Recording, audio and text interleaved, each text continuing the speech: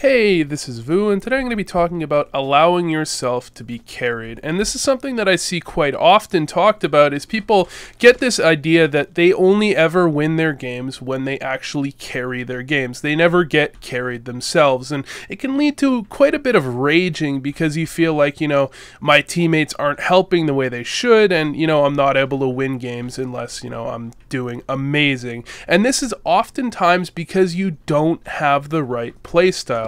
Now, there are two general kind of ways this happens. The first one is an inability to recognize that you need to play a little bit more passive and change up your playstyle when you're having a bad game, or more importantly and harder to recognize, if one of your teammates is having a very good game. Even if you're doing just fine, you probably want to be slowing it down a little bit. You want to be taking a step back and just allow that teammate to kind of do his own thing. And this is something that I've seen people rage at teammates about quite often in the past. It's where, your teammate is just dying at the beginning of every round, and you're trying to carry and you're getting a pick every round, but it just feels like your team is not letting it happen. And I'm sure that's happened to you in the past, and so it's important that when you're on the other side of that, when the shoe's on the other foot, you really want to be able to allow your teammates to carry. So you want to be able to go into that passive style. And it's important here, the second thing that causes this problem is sometimes people do realize that,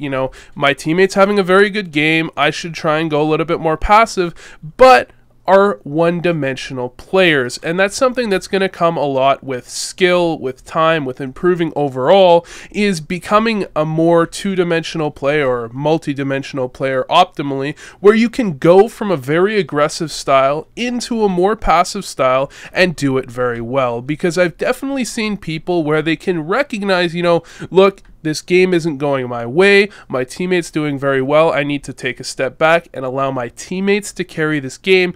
However, they just end up getting pushed, they don't really know how to get any sort of round impact while they're playing passively, and they have a bad game from there.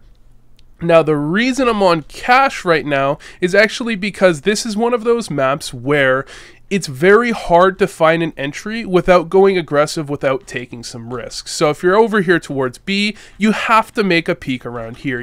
You can come out with a flash if you want off this wall, like I usually do, and you can try and get a little bit aggressive based on that. However, you're still going to need to go out in the open a little bit. The same goes for mid. Even if you boost over, I've got a little bit of a one-way smoke I throw from here, which can make this a little bit less risky.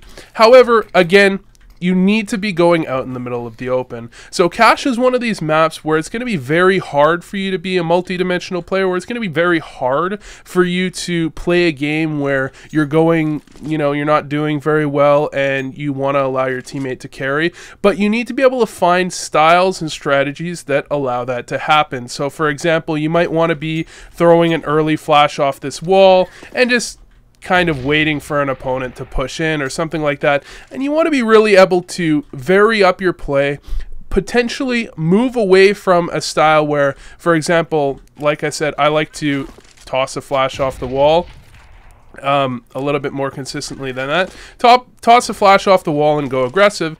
Maybe instead of doing that, you want to head over and find out where your teammate's going and play a supportive role for him rather than kind of doing something on your own. Or maybe if you're a squeaky player, rather than kind of taking this peak aggressively, you want to be able to kind of clear this out, jump across, and just kind of get information rather than go for the aggressive play. But the point I'm trying to get across here is one of the main things that's going to really make you a better player, or at least make you, able to rank up a little bit more, even if you're not necessarily improving your play, is the ability to recognize when things are going poorly and allow yourself to win games where you are not the focal point, where you are not the one making the biggest plays. So anyways, thanks for watching, and I hope this helped.